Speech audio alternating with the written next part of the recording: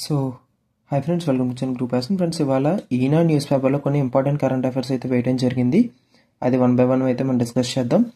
2024లో ఏపీకి 617 పంచాయతీలకి నిధులు అయితే మంజూరు చేయడం జరిగింది. సో మన కన్సర్న్ మినిస్టర్ వచ్చేసరికి minister of Panchayati Raj. So first ప్లేస్లో వచ్చేసరికి మనకి అరుణాచల్ ప్రదేశ్ అయితే ఉంది. 661 పంచాయతీలకి ఆ యొక్క కన్సర్న్ మినిస్టర్ అరుణాచల్ ప్రదేశ్కి నిధులు అయితే ఇవ్వడం జరిగిందంట. అండ్ అలానే సెకండ్ ప్లేస్లో మన యొక్క ఏపీ అయితే ఉంది.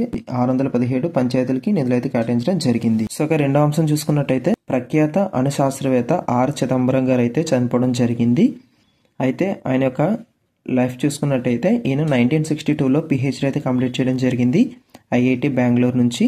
అండ్ అలానే 1990 బార్క్ బాబా అటామిక్ రీసెర్చ్ సెంటర్ దీనికి డైరెక్టర్ కింద ఇతను పనిచేయడం జరిగింది. అండ్ అలానే 1974లోని ప్రోకాన్ 1, 1998లో ప్రోకాన్ 2 ఇతని యొక్క సేవ అనేది చాలా కీలకం. అండ్ అలానే ప్లూటోనియాన్ని తొలి పరీక్షకు స్వయంగా ముంబై నుంచి ఇతను తీసుకువెళ్ళడం జరిగింది. అండ్ అలానే 1975లో ఇతనికి పద్మశ్రీ అయితే రావడం జరిగింది.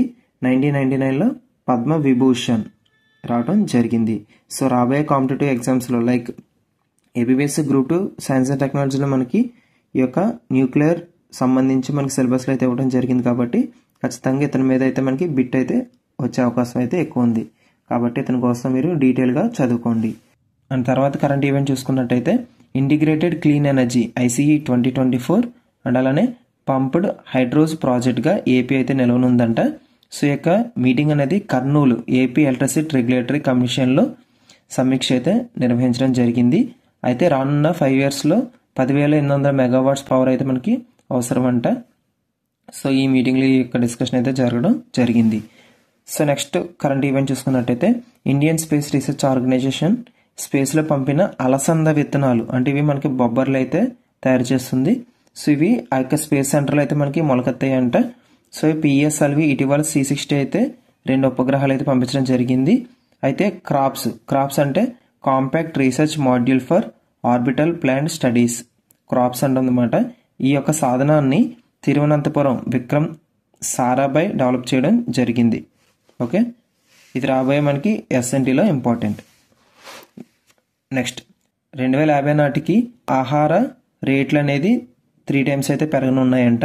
అయితే ఈ యొక్క నివేదిక అనేది జర్మనీలోని Potsdam institute for climate impact research PIK అంటాం ఇదైతే నివేదిక ఇవ్వడం జరిగింది. అయితే రేట్ అనేది 2.45% అయితే పెరుగుతాయంట. అండ్ అలా నెక్స్ట్ కరెంట్ ఈవెంట్ చూసుకున్నట్టయితే ఇంటర్నేషనల్ కరెంట్ అఫైర్ ఇది మనకి అమెరికా స్పీకర్గా మైక్ జాన్సన్ అయితే రావడం జరిగింది. అమెరికాలోనే ఇప్పుడు మనకి డొనాల్డ్ ట్రంప్ అయితే విన్ అవడం జరిగింది కదా, ఆయన రిపబ్లికన్ పార్టీ, ఆ విషయం కూడా గుర్తుపెట్టుకోండి. అండ్ అలానే అమెరికా అత్యున్నత పురస్కారమైన presidential medal of freedom award అనేది 14 మెంబర్స్కి అయితే ప్రదానం చేయడం జరిగింది. సో అమెరికా అత్యున్నత పురస్కారం ఏంటని మనకు అడుగుతాడు డైరెక్ట్ క్వశ్చన్. సో ఎంతమందికి వచ్చిందని అడగడు. So presidential medal of freedom ఈ పాయింట్ అయితే గుర్తుపెట్టుకోండి. సో ఇది ఇవాళ మనకి ఈయన న్యూస్ పేపర్లో కరెంట్ అఫైర్స్. సో మరిన్ని న్యూస్ పేపర్ ఈవెంట్స్ కోసం మన ఛానల్ని సబ్స్క్రైబ్ చేసుకోండి. సో ఈ వీడియోని తీసుకుని ఖచ్చితంగా లైక్ చేసి మన ఛానల్ని సబ్స్క్రైబ్ చేసుకోండి. So that's it and thank you.